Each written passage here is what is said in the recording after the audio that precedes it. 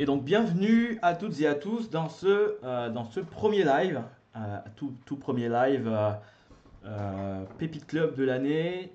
L'objectif est aujourd'hui de vous parler de cette thématique euh, que j'ai intitulée tout simplement reprendre le contrôle de votre argent.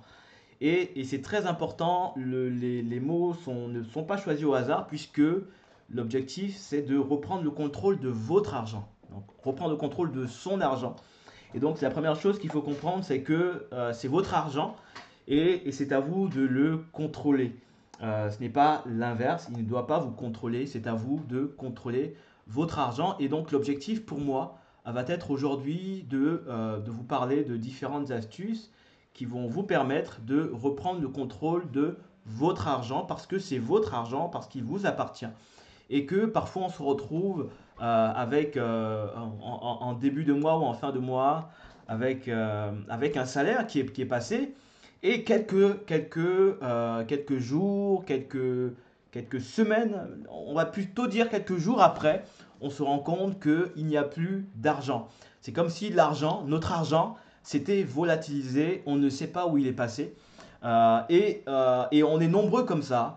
Il y a de nombreuses personnes qui se retrouvent comme ça à la fin du mois ou autour du 5 du mois à ne plus rien avoir. Le salaire est passé, les entrées sont passées, on vous a fait un virement, on vous a donné de l'argent, vous avez participé à une tontine, etc. Vous avez eu des entrées d'argent et vous vous retrouvez du jour au lendemain, 2 jours après, avec cette impression que votre argent s'est volatilisé. Si vous êtes dans ce cas-là ou si vous connaissez quelqu'un, sachez que vous êtes au bon endroit parce qu'on va justement réfléchir ensemble sur comment reprendre le contrôle de votre argent parce que oui, encore une fois, c'est votre argent et vous avez le devoir, vous avez également le pouvoir de le garder et de le mettre à votre service parce que, encore une fois, c'est votre argent. Et donc, on va s'intéresser aujourd'hui à comment reprendre le contrôle de son argent et ce de manière efficace. Donc, je vais commencer tout de suite en partageant mon diaporama. Donc ici, je vais tout d'abord commencer en me présentant. Donc je m'appelle Charles Edunze, je suis ingénieur de formation, je suis également entrepreneur. Donc j'ai lancé Pépite Club, qui est une entreprise qui propose les résumés des meilleurs livres de notre époque à lire en moins de 15 minutes. Donc ma volonté a toujours été de transmettre de la connaissance actionnable, de la connaissance qui nous permettent de passer à l'action très rapidement. Et donc je résume sur Pépite Club uniquement des livres qui peuvent apporter de la valeur. Donc on est sur du contenu non fictionnel, donc on n'a pas de romans, pas de livres de science-fiction, etc. Mais on est sur des livres, des contenus qui vont vous aider à reprendre le contrôle de votre argent, qui vont vous aider à rentrer dans la vie, dans une vie qui corresponde à vos attentes, à entreprendre, à devenir plus productif. En somme, des livres qui vont vous aider à être la personne que vous souhaitez devenir. Et donc, c'est l'objectif de Puppy Club. Et donc, je l'ai créé il y a quelques années avec cet objectif-là. Et donc, je résume des livres, je crée également des articles, des contenus pour permettre aux gens de découvrir un jour à la fois la pépite qui va les aider à rentrer pleinement dans leur vocation. Et donc, aujourd'hui, mon objectif au travers de cette vidéo, de ce direct, va être de vous expliquer les meilleures pratiques pour gérer votre argent. Et on va le faire en plusieurs étapes, en plusieurs parties. Aujourd'hui, je vais surtout me concentrer sur le sujet des dettes. Et on va découvrir ensemble comment gérer et solder vos dettes de manière efficace. Et donc, donc on va pendant plusieurs lives, plusieurs vidéos, on en fera plusieurs. L'objectif de ces vidéos va être de reprendre le contrôle de votre argent. Mais premièrement, on va d'abord faire le point sur où est-ce qu'on en est. Et on va ensuite s'attaquer à comment gérer nos dettes avant d'aller un peu plus loin dans la gestion de votre argent. Et donc, la question que j'aimerais vous poser en démarrage de cette vidéo, c'est êtes-vous en contrôle de votre argent? Est-ce que c'est vous qui contrôlez votre argent? Qui est le maître à bord? C'est qui le patron? Et la réponse à cette question est tellement importante puisque ça vous permet de savoir où vous en êtes. Vous savez que si vous ne savez pas où vous allez, si vous n'avez aucune idée de votre destination, vous irez soit au mauvais endroit, soit vous n'irez nulle part. Et donc c'est important de s'arrêter et de se demander où est-ce que j'en suis, où est-ce que j'en suis, qui contrôle mon argent, qui est au contrôle, c'est qui le patron. Et donc c'est une question qu'il est important de se poser et qu'il faut se la poser en étant honnête avec soi-même. Il ne faut pas se mentir à soi-même puisque de toute façon, que vous disiez la vérité ou non, la réalité vous rattrapera. Et donc c'est important d'être vrai, de se poser la question, est-ce que je suis au contrôle de mon argent? Est-ce que mon argent me domine ou je domine sur mon argent? Et j'aime beaucoup cette citation de quelqu'un qui a dit que l'argent était un très bon serviteur, mais un très mauvais maître. Vous avez tout intérêt à mettre l'argent à votre service plutôt que de devenir esclave de votre argent. Et donc, êtes-vous en contrôle de votre argent? Et donc, c'est une question qu'il vous faut vous poser avec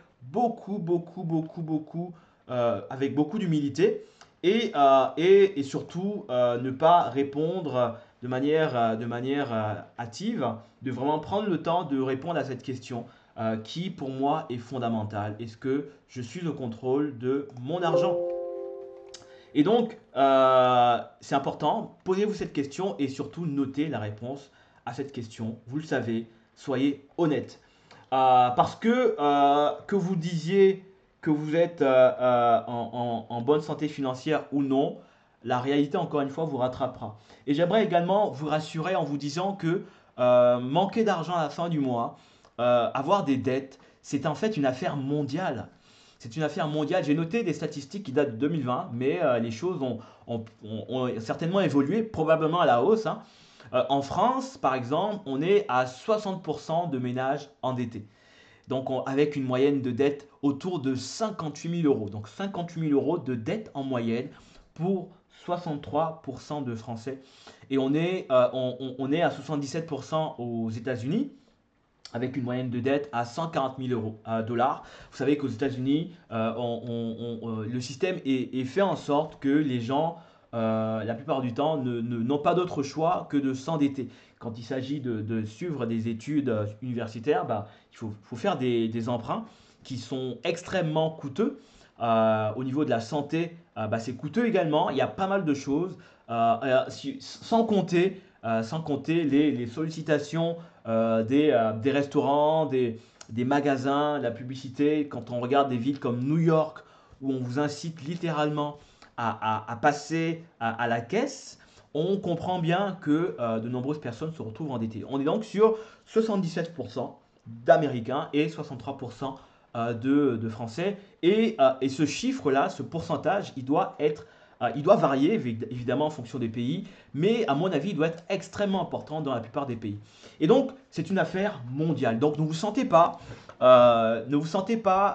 comme étant maudit ou seul. Vous faites partie, si vous êtes endetté, vous faites partie d'une catégorie, d'une population qui est de plus en plus grandissante. Et mon objectif aujourd'hui, c'est de vous aider, de nous aider à être libérés totalement de la dette et à reprendre le contrôle de votre argent. Encore une fois, on va le faire en plusieurs étapes.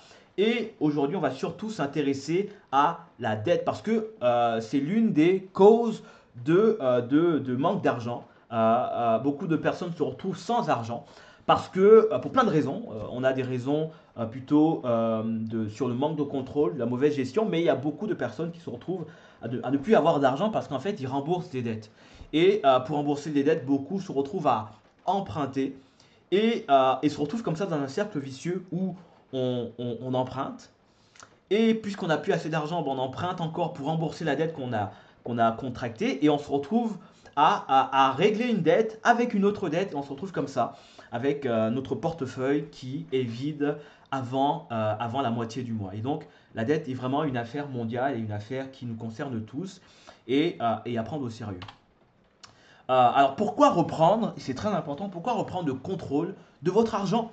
Bah, tout simplement, déjà, comme on l'a vu en préambule, parce que c'est votre argent, parce que c'est votre projet, c'est votre argent, c'est à vous de contrôler votre argent et non l'inverse.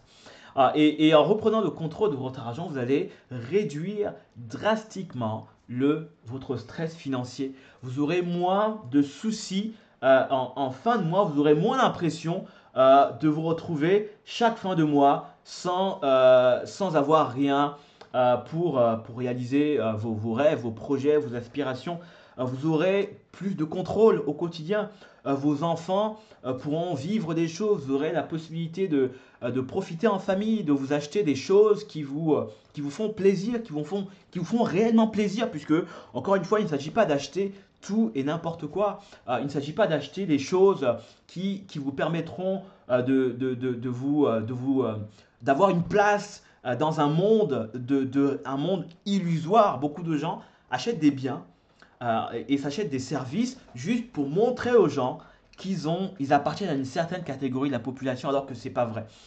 Et donc, en reprenant le contrôle de votre argent, vous allez non seulement réduire votre stress financier, mais vous allez également améliorer votre santé financière qui vous permettra de vivre de vivre vos rêves, d'acheter des biens qui vous font réellement plaisir. Et c'est l'objectif, c'est le but, c'est que vous puissiez rentrer dans vos frais et vivre une vie qui corresponde à vos véritables attentes. Et donc, vous allez pouvoir, en reprenant le contrôle, réduire votre stress financier. Vous n'aurez plus à paniquer lorsque vous recevrez votre salaire parce que vous savez que en recevant votre salaire, cet argent disparaîtra parce que vous êtes endetté, parce que vous devez de l'argent par-ci, par-là. Non, vous allez réduire votre stress financier puisque vous savez que votre argent est sous contrôle et vous allez pouvoir faire des choses, vous allez avoir plusieurs possibilités. Ceux qui sont endettés, malheureusement, la plupart du temps, les gens qui sont endettés ne voient pas plus loin que la prochaine échéance. Ne voient pas plus loin que le moment où ils vont devoir régler leurs dettes. Les personnes qui sont hyper endettées n'ont plus la capacité de rêver, n'ont plus la capacité d'imaginer une autre vie. Et l'objectif justement de reprendre le contrôle de votre argent, c'est de vous ouvrir à nouveau de nouvelles possibilités, de vous rendre compte qu'en fait vous pouvez réaliser vos rêves, vous pouvez vivre une vie qui a du sens, vous pouvez aller plus loin que là où vous êtes aujourd'hui. Et donc, il y a tellement de portes qui s'ouvrent quand on reprend le contrôle de son argent. L'argent est le nerf de la guerre. Et il y a tellement de choses qui vont s'ouvrir à vous lorsque vous reprendrez le contrôle de celui-ci. Et donc, l'une des premières étapes, si vous souhaitez reprendre le contrôle de votre argent et gérer vos dettes, mais on va le voir un peu plus loin, l'une des premières étapes, c'est de faire un point, faire un bilan financier. Il n'y a rien de pire que de voir son argent partir et de rester les bras croisés sans savoir pourquoi mon argent que j'avais le premier du mois, pourquoi mon argent pourquoi mon compte bancaire se retrouve à zéro le 5 du mois. Où est parti mon argent? Et c'est important pour reprendre le contrôle de l'argent, c'est de savoir où il va et de faire un bilan de où va mon argent. Parce que vous allez vous rendre compte, en faisant un bilan approfondi, vous allez vous rendre compte qu'en fait, il y a des fuites dans votre compte bancaire. Il y a du colmatage à faire, il y a des fuites dans le navire de votre vie, dans le bateau, pardon, de votre vie financière.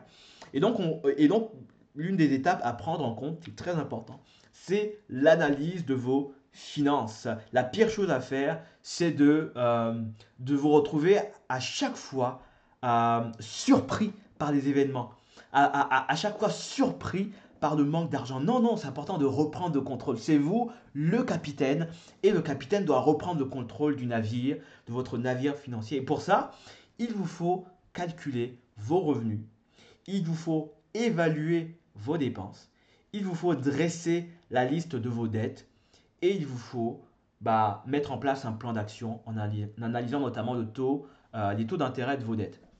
Et donc, calcul des revenus, c'est quoi? C'est simplement de dire combien je gagne, quelles sont mes entrées, combien je gagne à la fin du mois, quelles sont mes entrées d'argent, et c'est important, vous pouvez vous dire, mais oui, mais non, mais moi j'ai un salaire, etc. C'est bien, mais il faut bien comprendre que vous avez un salaire, mais combien d'argent rentre tous les mois? Parce que oui, il y a un salaire, mais et vous avez également, il y a beaucoup de gens qui ne prennent pas en compte les autres entrées d'argent. Ça peut être, je sais pas moi, une tontine, ça peut être quelqu'un qui vous doit de l'argent. C'est important de calculer quelles sont toutes mes entrées d'argent. Et on a des entrées qui sont régulières, comme un salaire, on sait que c'est tous les mois. Il y a des entrées qui sont beaucoup moins régulières, et c'est important de prendre en compte tout ça. Et donc, on va calculer combien d'argent rentre dans ma poche, combien d'argent rentre dans mon portefeuille, dans mon compte en banque, quelles sont les entrées. Et donc, on va voir d'un côté, on va voir plus loin par ici, donc là, sur cet écran, on va voir d'un côté euh, la liste de tous mes revenus. Et c'est important.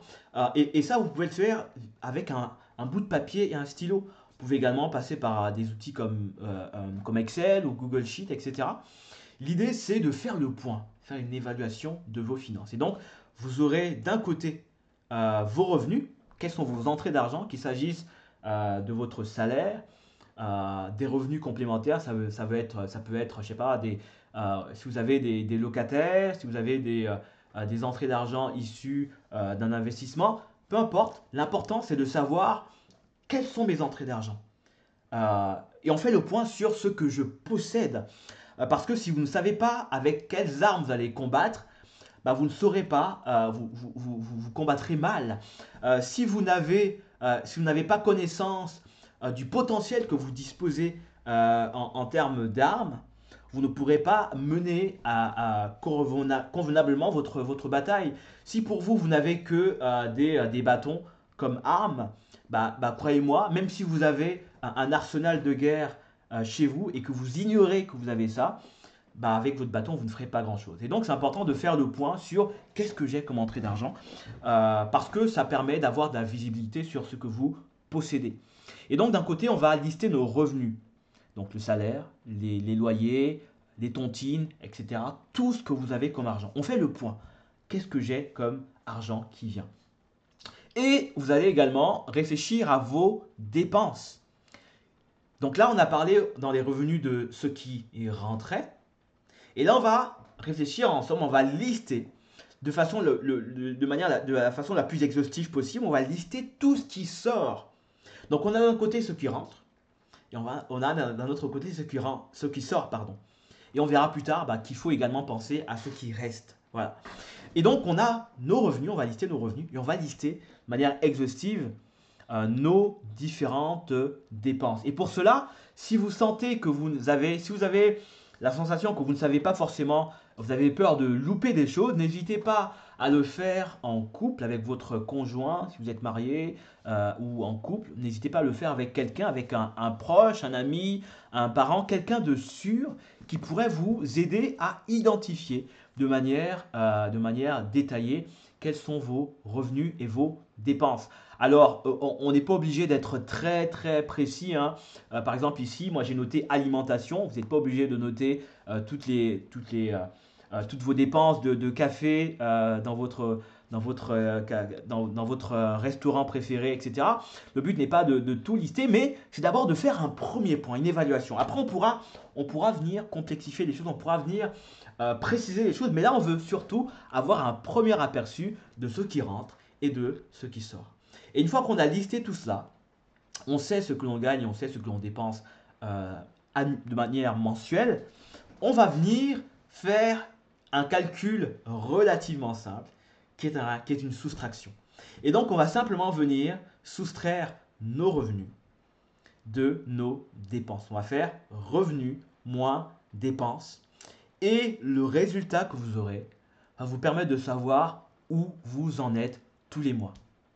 Si vous êtes au-dessus de 0, ça va. Ça veut dire que vous avez potentiellement une situation financière qui est stable. Mais attention, on le verra plus tard dans la suite. Si vous êtes au-dessus, ça ne veut pas dire que ça va aller. Parce que, ok, vous avez listé vos revenus, vous avez listé vos dépenses, Mais ce qu'on ne peut pas, enfin ce qu'on a parfois du mal à lister, mais on va le voir plus tard comment gérer ça, c'est les imprévus. Et donc, euh, c'est important lorsque vous allez faire cette soustraction revenu moins dépenses, de bien garder à l'esprit que ça vous donne un aperçu de où vous en êtes, mais c'est pas suffisant parce que même si vous avez un excédent de 1450 euros comme ici, hein, on a quelqu'un qui gère assez bien son argent, il a un revenu, un salaire de 2500 euros, il a des revenus complémentaires, certainement des loyers de 500, ça lui fait un total de revenus de 3000 euros, il a des dépenses qui sont au total de 1550 pour un résultat de 1450. Donc on peut se dire à ce moment-là que chaque mois, cette personne a 1450 euros et elle est plutôt bien, donc c'est bien. C'est mieux que avoir zéro ou moins. Mais qu'est-ce qui se passe si cette personne fait face à un imprévu qui coûte 3000 euros? Et bien cette personne-là se retrouve avec une dette de quasiment 1500 euros. Voilà.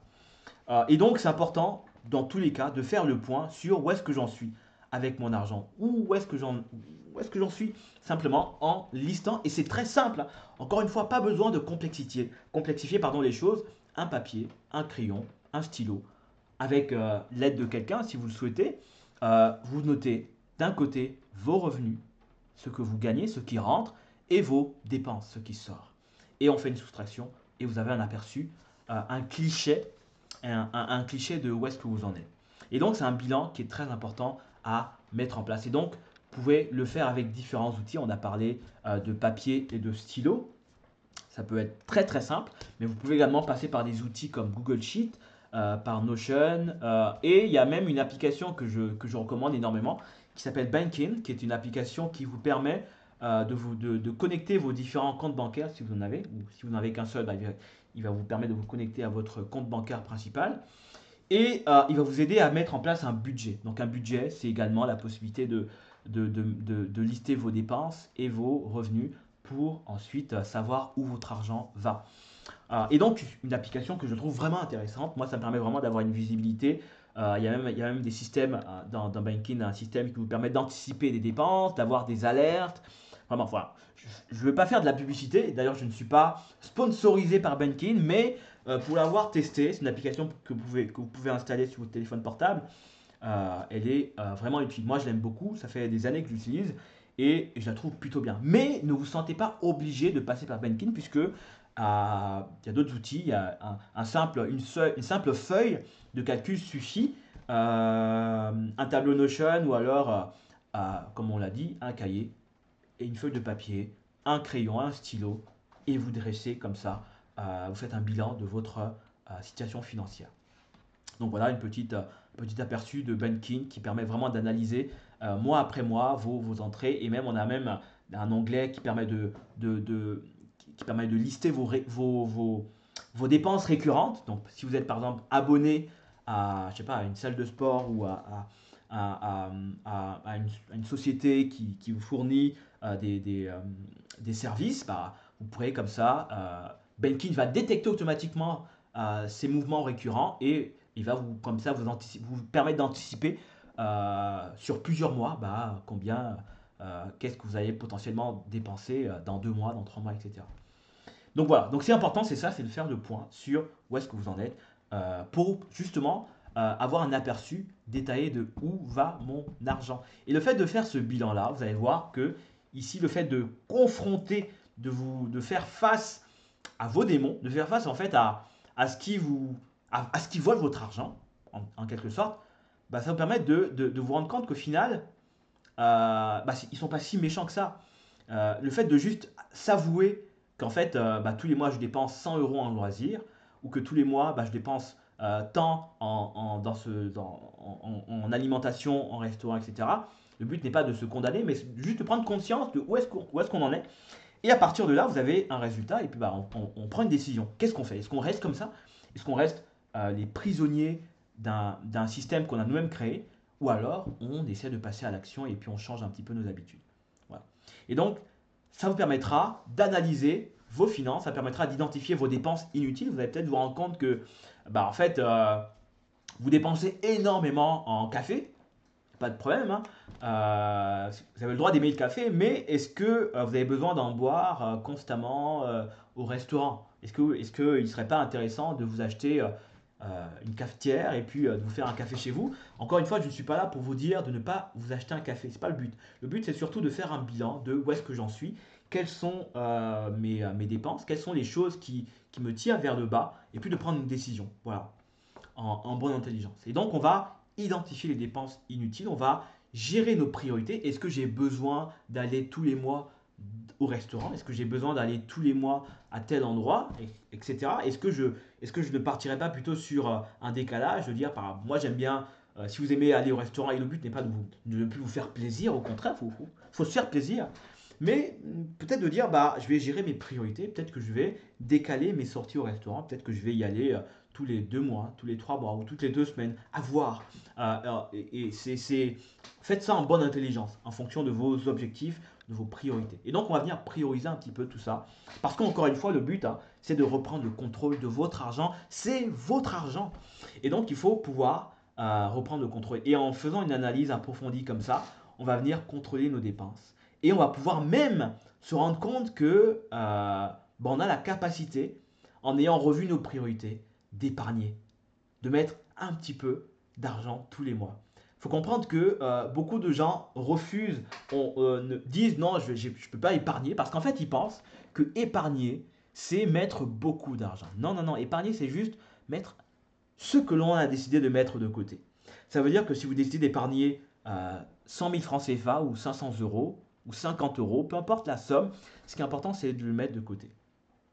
Et croyez-moi, 100 000 francs CFA ou 50 000 francs CFA, multiplié par 12, et ben ça fait beaucoup, beaucoup, beaucoup d'argent. Ça vous fait 600 000 euros, hein, 50 000 fois 12 si je ne me trompe pas. Ça vous fait 600 000, pardon, pas euros, 600 000 francs CFA.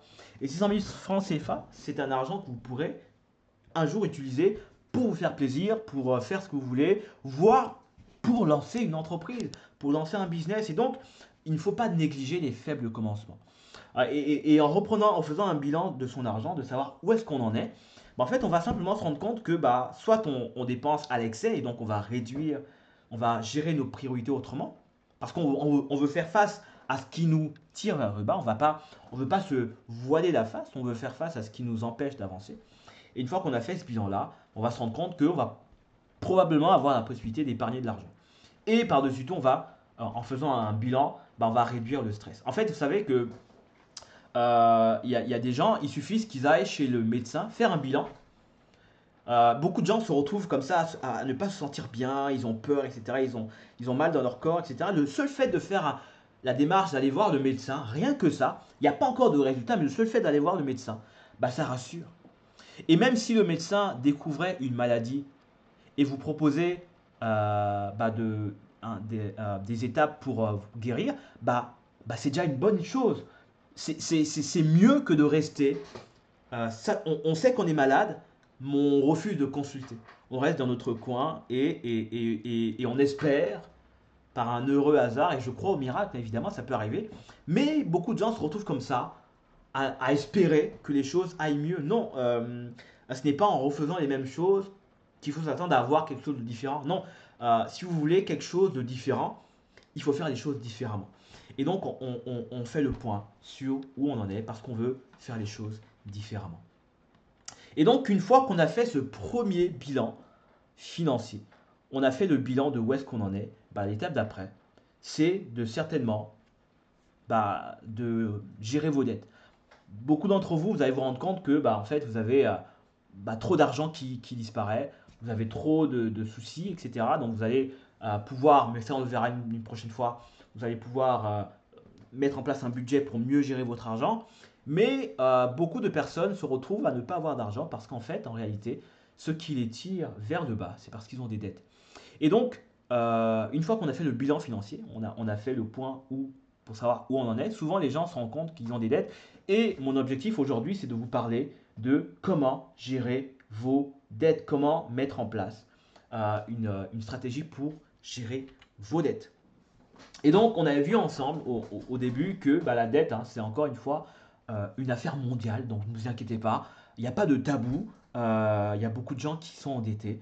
Et donc, c'est une affaire mondiale. Vous n'êtes pas seul dans cette histoire. Et donc, on va essayer de voir ensemble comment gérer vos dettes, comment payer vos dettes. Et donc, moi, j'ai ici, j'ai listé quatre stratégies simples, enfin, relativement simples, on va voir ça tout à l'heure, pour gérer vos dettes. Encore une fois, le but n'est pas de dire que la dette c'est mal, c'est bien, etc. En fait, la dette, pour moi, une dette, c'est comme du feu, c'est relativement neutre, hein. Le feu, on peut s'en servir pour faire à manger, mais ça peut également vous brûler. La dette, on peut s'en servir pour créer une entreprise, pour lancer un business, mais on peut également mal s'en servir et se retrouver prisonnier d'une dette. Et donc, on va ici surtout s'intéresser à comment gérer, moi, ce que j'appelle les mauvaises dettes. Les bonnes dettes vous rapportent de l'argent, les mauvaises dettes vous font perdre de l'argent. Et donc, on va s'intéresser aujourd'hui aux mauvaises dettes et on va voir ensemble quatre stratégies pour gérer vos dettes. Notre première stratégie que j'aimerais que l'on découvre ensemble s'appelle la méthode boule de neige ou snowball en anglais. Le but de cette méthode-là, c'est après avoir fait le bilan de vos dettes, d'avoir fait le point sur vos dettes, en fait, on va essayer de rembourser en premier les dettes qui ont le plus faible montant. Par exemple, si vous avez 1000 euros de dette, vous avez une dette de 1000 euros, vous devez 1000 euros, et vous devez rembourser, enfin, c'est une dette que vous devez rembourser sur un an, et on vous demande de rembourser par exemple 100 euros par mois. Donc vous avez des mensualités de 100 euros par mois. Voilà, pour une dette de 1000 euros. Et imaginez que vous avez aussi une autre dette qui coûte 5000 euros. Voilà, 5000 euros avec des mensualités qui sont variables. Vous avez une dette de 5000 euros sur 5 ans par exemple, etc. Mais c'est 5000 euros. Ou alors, mettons un truc plus haut pour mieux comprendre ce que je m'apprête à vous dire. Vous avez une dette de 1000 euros et une dette de 15 000 euros. On voit ici qu'il y a vraiment une différence entre ces deux dettes. Les 1000 euros, c'est peut-être parce que vous avez emprunté pour, euh, pour votre fin de mois, voilà, pour faire des courses, etc. Et 15 000 euros ou 20 000 euros, c'est peut-être parce que vous avez, quand vous étiez étudiant, vous avez souscrit à un prêt étudiant. Et donc, vous avez ce prêt de 20 000 euros qui tourne. Et donc, l'objectif, c'est quoi? On a deux dettes, une dette de 1000 euros et une autre dette de 20 000 euros. L'objectif, ça va être de commencer par la dette la moins importante, c'est-à-dire 1000 euros. C'est la méthode boule de neige. Pourquoi? Parce que, en fait, l'objectif, ça va être de commencer petit, de régler d'abord les petites choses. Parce que faut bien comprendre qu'entre 1000 euros et 20 000 euros, 20 000 euros, c'est beaucoup plus impressionnant. Et donc, on sera plus tenté de procrastiner parce qu'en fait, on aura peur de la montagne qui s'appelle 20 000 euros. Et donc, pour vous donner de l'énergie, du challenge, de la force pour régler vos dettes, le mieux, c'est de commencer par une petite dette. La petite dette, c'est 1000 euros. On commence par 1000 euros. Et donc, on va s'attaquer à cette dette de 1000 euros. C'est la première étape. Et donc on choisit la dette la moins importante, avec le plus faible montant. Et on va essayer, mais ce n'est pas obligatoire, on va essayer de négocier des paiements minimum sur les autres dettes. Et donc, on a choisi de régler la dette de 1000 euros. Et on va essayer de négocier des mensualités plus faibles pour la dette la plus importante ici, dans notre exemple, la dette de 20 000 euros. Et donc, par exemple, si pour la dette de 20 000 euros, vous payez 450 euros par mois, je dis ça au hasard comme ça, essayez de négocier, par exemple, de dire, écoutez, est-ce qu'il est possible, quitte à allonger légèrement, et je sais que oui, je vous entends déjà me dire que mais si j'allonge, ça va augmenter les frais, ça va augmenter les intérêts. J'entends ça. Il y a une autre méthode qu'on verra plus tard qui permettra de gérer ça, mais c'est une méthode parmi tant d'autres. La méthode boule de neige, son objectif, c'est simplement, on laisse d'abord de côté, pendant un temps, les intérêts. On va se concentrer sur le remboursement. Et donc pour ça, on va d'abord commencer par ce qui est petit et on va négocier avec nos créanciers. On va essayer de négocier avec eux si possible, de réduire un petit peu les mensualités des dettes, des autres dettes. Si c'est fait, si c'est possible, tant mieux. Ça vous permettra d'injecter la différence dans la dette dont le montant est plus faible. Par exemple, si vous remboursiez 1000 euros, 100 euros pardon, sur la dette à 1000 euros, là vous aurez, grâce à la réduction de la dette plus importante, vous aurez un peu plus d'argent pour rembourser plus rapidement la dette dont le montant est moins important. Et donc, on va comme ça, donc on va utiliser l'argent économisé pour les paiements de la dette la moins importante. Voilà. Et donc, on va commencer comme ça à régler cette petite dette. Donc, on va régler la petite dette, donc 1000 euros. On règle cette dette-là. Et en fait, une fois que vous aurez réglé, puisque c'est une petite somme, donc vous pouvez la régler rapidement, bah, une fois que vous aurez réglé cette dette, par exemple, ça vous coûte 100 euros par mois, bah, une fois que c'est réglé, bah, devinez quoi? Bah, vous avez 100 euros par mois en plus. En fait, vous avez réglé votre première dette, qui était relativement simple à régler. Hop, ça vous dégage un surplus de 100 euros puisque vous n'avez plus de, vous n'avez plus de, vous n'aurez plus à donner 100 euros à votre créancier, celui à qui vous deviez 1000 euros. Et donc, ça vous fait 100 euros en plus pour vous attaquer à la dette suivante, c'est-à-dire la dette dont le montant est moins important. Et donc, on va comme ça recommencer au fur et à mesure. Et donc, la petite boule de départ, donc là, au départ, on commence par régler des petites sommes. On règle une petite dette. Et cette petite dette va nous permettre de régler une autre petite dette. Et les deux, bah, ça fait un règlement d'une grosse dette. Donc, on passe de j'ai réglé 1000 euros à j'ai réglé 15 000 euros, à j'ai réglé 30 000 euros, à j'ai réglé, etc., etc., jusqu'à régler la totalité de votre dette. Et ça, c'est l'effet, c'est ce qu'on appelle la méthode boule de neige. Et je la trouve vraiment intéressante. Encore une fois, elle n'est pas parfaite, hein, puisque l'une des conséquences de cette méthode-là, c'est que si vous ne remboursez pas vite, en fait, vous risquez d'augmenter vos frais, puisque les intérêts tournent, hein.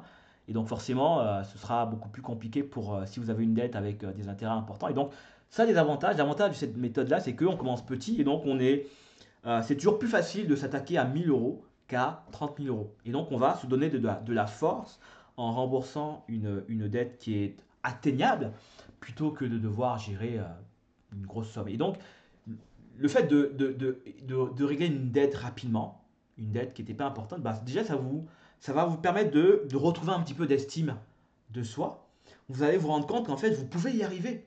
Parce que le pire, en fait, c'est que beaucoup de gens qui se retrouvent dans le piège des dettes, c'est qu'en fait, ils se retrouvent à se dire qu'en fait, ils n'y arriveront jamais. Parce qu'en fait, ils n'arrivent jamais à régler leurs dettes. Et donc, l'objectif, ça va être de collectionner les victoires, les petites victoires. Et des petites victoires plus petites victoires, enfin, des petites victoires cumulées dans le temps, en fait, ça fait de grandes victoires. Et donc, il faut se laisser le temps d'attaquer des petites dettes pour cumuler les victoires. Et ça donne de l'énergie, ça donne de la force pour rembourser la totalité pardon, de ces dettes. Et donc cette méthode-là, je la trouve vraiment intéressante.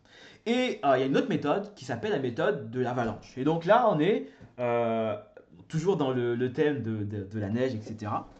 La méthode de l'avalanche, qu'est-ce qu'elle dit? Cette méthode-là consiste à rembourser d'abord les dettes ayant le taux d'intérêt le plus élevé. Et donc l'intérêt de cette méthode-là, c'est évidemment de ne pas de dépenser moins d'argent, puisque plus on tarde à régler une dette dont le taux est élevé, et plus les intérêts font qu'on perd de l'argent. Et donc l'objectif ici, ça va être de dire, là j'ai plein de dettes. J'ai une dette avec un taux d'intérêt de 1%. Et puis j'ai une dette avec 1%, c'est pas grand-chose, hein, c'est pas énorme. Et puis j'ai une dette avec un taux d'intérêt de 15%. Là, clairement, on perd beaucoup d'argent tous les ans. Et donc, on va essayer de régler le plus vite possible, cette dette-là, cette dette au taux le plus élevé. Et donc, on va essayer, pour cela, on va négocier des paiements minimums pour les dettes dont le taux est moins important. Par exemple, si j'ai une dette avec un taux à 1%, je vais négocier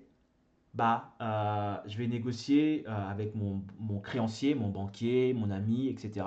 Je vais lui dire, écoute, je vais te payer. Déjà, c'est important d'être vrai, de ne pas se cacher, de rester en constante communication avec nos créanciers. faut qu'ils comprennent faut qu'ils soient rassurés sur le fait que vous allez les payer. Ok. Et donc, faut pas ignorer leurs appels, faut pas faire l'autruche, hein. Il faut vraiment parler avec eux parce que ils seront rassurés. Vous allez avoir de la confiance, voilà, il y a une confiance qui va s'installer. Et donc, ils seront rassurés sur le fait que vous pouvez les rembourser. Et donc, on va négocier sur les mensualités, sur les paiements des dettes dont le taux d'intérêt est peu important, voilà, n'est pas très important. Et donc, si on a un prêt avec un taux d'intérêt à 1%, bah, on va aller voir son créancier en disant bah, est-ce que je peux légèrement baisser mes mensualités? Je paye 100 euros par mois, est-ce qu'il est possible de passer, par exemple, je ne sais pas, à 80 euros par mois? C'est 20 euros de gagner. Et encore une fois, oui, évidemment, on est d'accord que le fait de baisser un petit peu vos mensualités, ça va rallonger les mois ou les années de remboursement, mais c'est pas grave en soi, puisqu'on est sur un taux qui est relativement faible de 1%. Donc 1% sur plusieurs années, ça va encore. Bon, encore une fois, c'est fonction des gens. C'est pour ça que je vous propose plusieurs méthodes. Donc à vous de choisir ce qui vous correspond le mieux. Mais l'objectif, c'est de régler la dette dont le taux d'intérêt est le plus important. Et donc, c'est la dette en fait qui vous fait perdre le plus d'argent. Et je négocie les mensualités de la dette, de dette où le taux d'intérêt est moins important. Et l'argent gagné, donc les 20 euros par exemple, si j'ai négocié, si je suis passé de 100 euros de mensualité à 80 euros pour la dette dont le taux d'intérêt est moins important, bah là je gagne 20 euros que je vais injecter, que je vais utiliser pour rembourser la dette au taux d'intérêt le plus élevé. Et ensuite, bah, une fois que cette dette est réglée, bah, je recommence. Et je recommence comme ça jusqu'à régler toutes mes dettes. Et donc ça, c'est l'effet, c'est la méthode de l'avalanche où on part du plus gros, hop, jusqu'à aller jusqu'au flocon. Voilà, on va aller vraiment régler au fur et à mesure nos dettes. Donc la méthode 2, la méthode de l'avalanche. Et une autre méthode qui est intéressante aussi, alors qui fonctionne, ça dépend des pays, mais la plupart des pays proposent ce genre de possibilité-là. Mais vous savez que vous pouvez également le faire avec vos amis, etc. C'est la consolidation des dettes. Ça veut dire quoi? Ça veut dire qu'en gros, vous allez regrouper vos dettes. Vous allez avoir, en gros, si vous avez par exemple plusieurs créanciers, bah, il y a des personnes qui permettent vous pouvez voir certaines personnes, il y a des gens qui sont spécialisés sur le regroupement pardon, de dettes. Donc vous pouvez aller voir ces personnes-là, notamment si vous allez sur un site qui s'appelle meilleurtaux.com. Avec meilleurtaux.com, vous pouvez aller, vous pouvez demander à ce que vos dettes qui sont un peu partout, vous savez, même certains ont tellement de dettes qu'ils ne savent même plus où est-ce qu'ils en sont. Et donc, en allant voir quelqu'un, un agent accrédité, aller sur un site comme Meilleurtaux, ils vont vous aider à regrouper vos dettes. Et vous allez même vous rendre compte, bah, ça va vous permettre, en faisant un bilan avec eux, ça va vous permettre de vous rendre compte qu'en fait, vous avez des dettes que vous avez peut-être même oubliées et des dettes qui font couler votre bateau. Et donc, on va regrouper nos dettes. Et souvent, quand on regroupe nos dettes, il y a plusieurs objectifs hein, en faisant cela. Bah, le premier objectif, c'est déjà de savoir où est-ce qu'on en est, d'avoir de la visibilité. Et comme ça, on sait quelles sont les dettes qu'on a. Et à ce moment-là, bah, on peut, si on le souhaite, appliquer l'une des méthodes qu'on a vues précédemment, donc la méthode de l'avalanche ou du snowball. Mais ça permet également, parfois, dans certains cas, ça permet également de baisser les mensualités. Parce que, en fait, il y a des personnes qui sont spécialisées dans l'achat de dettes. Il y a des banques, par exemple, qui seraient ravies de vous avoir chez eux. Et donc, ce que certaines banques peuvent proposer, mais c'est pas pareil partout, hein, c'est de regrouper vos dettes bah, chez eux, par exemple. Bon, ça peut arriver. C'est possible de faire ça. Et souvent, bah, à ce moment-là, bah, puisque on est dans une sorte de drague financière, bah, vous pouvez à ce moment-là bah, dire, OK, bah, si je décide de tout regrouper chez vous, vous allez toucher des intérêts, etc. Bah, est-ce qu'il n'y a pas moyen de baisser un petit peu mes mensualités? Est-ce qu'il n'y a pas moyen de revoir un petit peu les taux, etc. Et donc, on peut comme ça négocier des paiements minimums. Voilà, si possible, évidemment. Ce n'est pas toujours le cas, mais le fait de regrouper, donc ça va permettre d'avoir un seul créancier plutôt que de devoir payer 10 000 personnes. Et c'est justement ça qui donne parfois l'impression qu'on ne va pas s'en sortir. Parce qu'en fait, on a tellement d'interlocuteurs, on a tellement de gens à qui on doit de l'argent que ça nous fait mal à la tête et donc on perd courage. Et donc, le fait d'avoir un seul interlocuteur, un seul créancier, bah, ça permet de se concentrer. On n'a qu'une seule cible, on n'a qu'un seul objectif, on ne s'éparpille pas. Et donc, on peut comme ça négocier un petit peu nos paiements et puis retrouver un petit peu de clarté dans la gestion de nos dettes. Alors ça marche dans certains contextes, ça ne marche pas tout le temps. Si vous avez des dettes, si vous devez des amis par exemple, si vous avez plein d'amis, bah, vous pouvez demander par exemple, je sais pas, enfin si vous avez quelqu'un de proche, un ami, un proche, un parent que vous connaissez, vous pouvez dire, bah écoute, j'ai des dettes, je dois tant à tant de personnes. Est-ce que tu peux régler ces dettes-là pour moi? Ça peut arriver, encore une fois, c'est un coup de poker. Est-ce que tu peux m'aider à régler ces dettes? Je dois à 10 personnes, par exemple. Donc, je dois à ces 10 personnes-là. Est-ce que tu peux bah, me donner de l'argent? Comme ça, moi, je règle à toutes ces personnes-là. Par exemple, si vous devez 10 000 euros ou 10 000 francs CFA à 10 personnes, ça veut dire qu'en tout, vous devez 100 000 francs CFA ou 100 000 euros. Bah, plutôt que de devoir 100 000 euros à 10 personnes, on va demander à une personne de nous. Encore une fois, c'est un exemple, hein, et ça peut, et je sais, je vous en parle parce que je sais que c'est possible et c'est déjà arrivé, il y a des gens qui font ça. On va demander à quelqu'un de sûr, quelqu'un que l'on connaît. Alors, je ne vous demande pas d'aller voir un prêteur sur gage, hein. N'allez pas voir la mafia italienne ou je sais pas qui pour vous donner de l'argent. Non, allez voir quelqu'un, un ami, par exemple, si un ami qui peut vous aider, un proche parent, en disant est-ce que tu peux m'aider à régler ces dettes-là? Et c'est toi qui deviens mon créancier. Voilà. Et donc, vous n'allez plus avoir 10 000 créanciers, vous n'aurez plus qu'une seule personne à qui vous devrez de l'argent. Et cette personne-là, vous devrez lui donner de l'argent tous les mois. Et donc, ça permet comme ça de gagner de la clarté. On n'est plus dispersé et donc on règle ses dettes. Dernière méthode, ça ne mange pas de pain. C'est de simplement, ça paraît insurmontable, mais en fait, c'est de négocier avec vos créanciers. Comment régler mes dettes? En fait, je vais contacter, je vais être proactif. Et donc, je vais aller voir mes créanciers en disant, écoutez, je vous dois de l'argent, je dois 1000 euros. Je veux vous rembourser parce que vous m'avez donné cet argent. Est-ce qu'on peut imaginer mettre en place un plan d'épuration de ma dette? Et la plupart des gens, ce qu'ils veulent, c'est gagner, c'est rentrer dans leurs frais. Et donc, ils vont évidemment vous proposer des solutions. Ils vont évidemment être ravis déjà que vous ayez fait la démarche de venir vers eux. Et ils sont ravis de vous accompagner dans votre volonté de rembourser la totalité de vos dettes. Donc, vous pourrez comme ça contacter vos créanciers et vous faire accompagner. Vous pouvez, si possible, ça dépendra des créanciers, négocier des paiements minimums et utiliser tout revenu supplémentaire pour rembourser vos dettes. Le but, c'est vraiment de vous libérer de vos dettes. Alors, ça veut dire quoi? Utiliser tout revenu complémentaire. Ça veut dire que si vous avez, si vous avez une prime, si vous avez un bonus, je ne sais pas, si on vous donne de l'argent en plus de vos revenus habituels, n'allez pas acheter le dernier iPhone ou je sais pas quoi. N'allez pas. Non, vous avez un objectif, restez concentré et concentrez-vous sur le remboursement de vos dettes. J'ai parlé d'iPhone, mais ça fait un peu caricatural, c'est pas le but, hein. Mais ce que je veux dire par là, c'est que va falloir à un moment donné se resserrer un petit peu la ceinture, de dire il n'y a pas de mal à s'acheter un iPhone, il n'y a pas de mal à se faire plaisir, mais pour le moment, je ne peux pas me permettre. Et en fait, il faut être lucide, il faut être vrai. Si vous êtes malade, ne faites pas comme si vous n'étiez pas malade. Vous êtes malade, prenez le traitement, prenez un traitement, et puis laissez-vous le temps de guérir, et après vous aurez l'occasion de refaire des choses par la suite.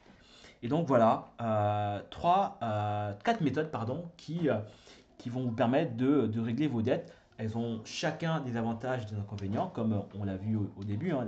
L'avantage de la méthode de la boule de neige, c'est que en fait, on va se motiver soi-même, on va avoir vraiment une motivation qui va grandir, puisqu'on commence petit et puis en fait, on règle de nombreuses dettes avec le temps. Et donc, on a vraiment un sentiment que les choses avancent. On passe de plein de dettes à peu de dettes au fur et à mesure. Et donc, ça prend du temps, certes, mais au moins on avance.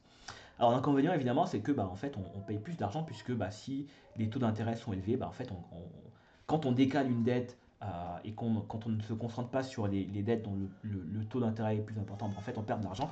Et donc voilà, on perd un peu d'argent, mais au moins on est vraiment dans une belle lancée et donc on est motivé. Et donc c'est tout l'intérêt de cette méthode. Et l'inconvénient, c'est que cette méthode-là nécessite d'être discipliné. Et donc voilà, donc faut être discipliné, il faut rester vraiment concentré. Bah, toutes les méthodes d'ailleurs nécessitent d'être discipliné. Et l'objectif, c'est vraiment de rester concentré sur quels sont mes objectifs, qu'est-ce que je veux atteindre dans la vie. La méthode boule de l'avalanche, l'intérêt de cette méthode, bah, c'est qu'on va réduire de manière drastique l'argent que l'on dépense en dette. Mais l'inconvénient, c'est que bah, en fait, ça va pareil nécessiter de la discipline. Et en fait, ça demande du temps, puisque bah, une dette avec un taux d'intérêt élevé, bah, en fait, ça demande beaucoup plus de ressources. Et donc, bah, en fait, voilà, ça peut être vite compliqué. Mais encore une fois, le but, c'est de passer à l'action et puis de rembourser vos dettes le plus rapidement possible. La consolidation des dettes, l'intérêt, c'est que, encore une fois, on va simplifier les paiements. On va avoir un seul interlocuteur. On va pouvoir, si possible, réduire le taux d'intérêt, réduire les mensualités. Mais l'inconvénient, c'est que bah, en fait, ça ne marche pas à tous les coups et donc il se peut que ça ne marche pas dans votre cas. Et il se peut que vous soyez confronté à des difficultés à mettre en place cette méthode-là.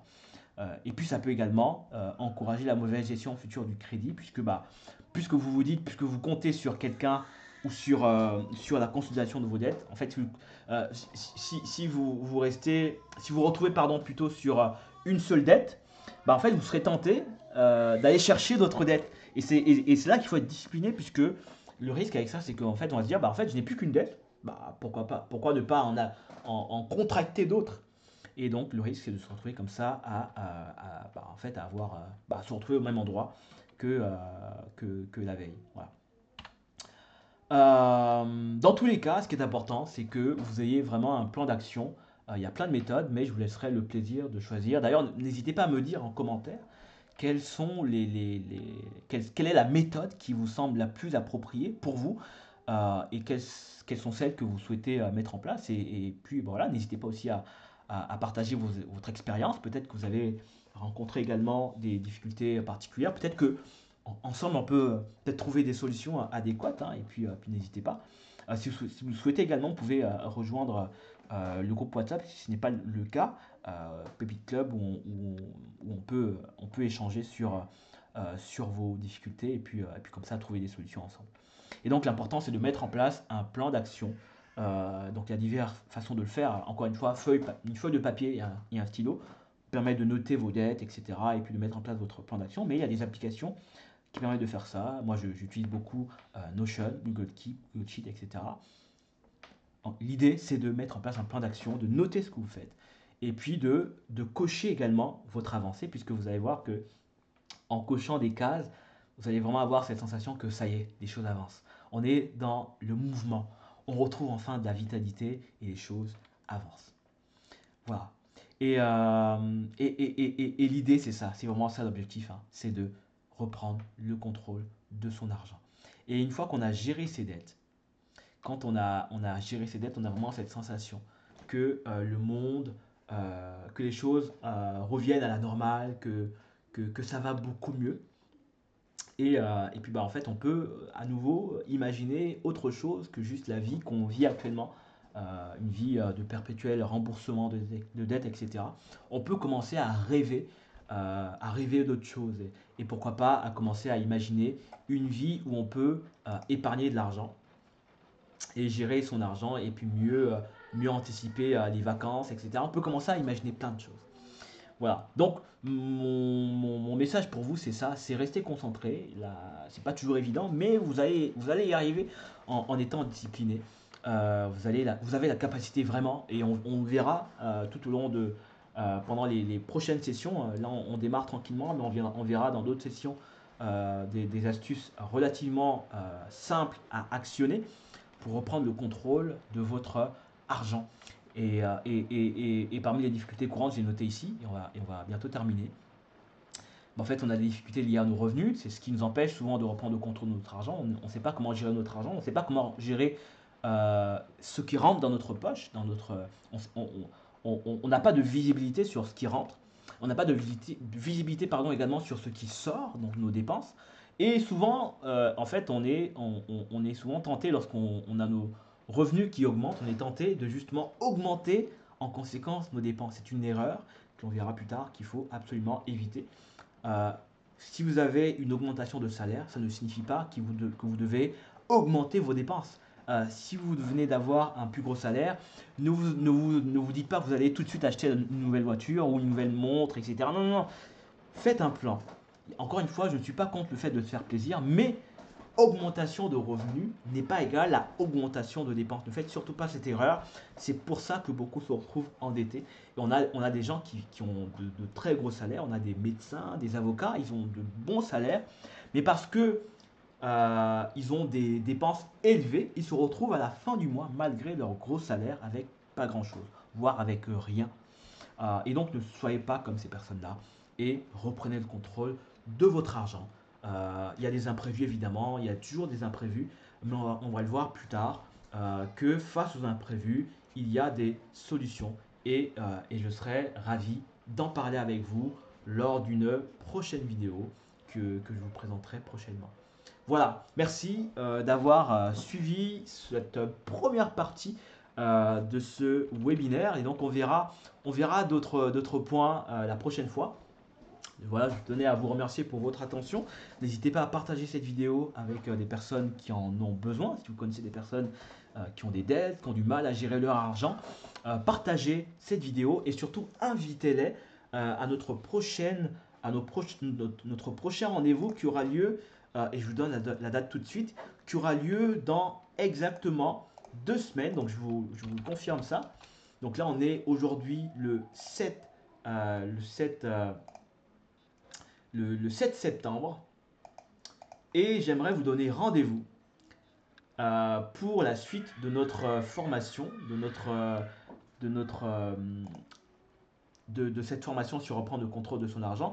Je vous donne rendez-vous cette fois-ci dans 2 semaines, le 21 septembre. Notez ça, le 21 septembre, on verra la suite de la formation et on va aller un peu plus loin sur comment reprendre le contrôle de votre argent. En attendant, je vous invite à aller sur notre site Pépite Club, à vous inscrire. Il y a énormément de contenu sur comment gérer son argent, il y a des résumés de livres sur comment gérer son argent, etc., sur les finances, sur d'autres choses également.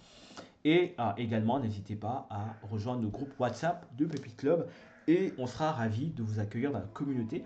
Si vous êtes déjà dans la communauté, n'hésitez pas à poser vos questions dans les groupes dédiés. Hein. On a des groupes pour l'épargne, pour les finances, pour l'investissement, etc. Il y a plein de groupes pour discuter aussi. N'hésitez pas à poser vos questions. Il y aura toujours quelqu'un pour répondre à vos questions. Et en attendant, je vous dis rendez-vous dans 2 semaines, le 21 septembre, pour la suite de notre formation sur reprendre le contrôle de son argent. Et en attendant, partagez, mettez vos commentaires, dites-moi en commentaire d'ailleurs, j'aimerais avoir votre avis, dites-moi en commentaire ce que vous aimeriez que je détaille la prochaine fois. Peut-être que je n'ai pas détaillé suffisamment des choses aujourd'hui, mais n'hésitez pas à me dire en commentaire ce que vous aimeriez voir en plus la prochaine fois. Et je me ferai un plaisir de vous apporter de la valeur la prochaine fois qu'on se verra, c'est-à-dire le 21 septembre. Notez-le, le 21 septembre, rendez-vous pour la suite de notre webinaire. Et en attendant, je vous souhaite une excellente journée. Courage à vous et prenez soin de votre argent. À bientôt.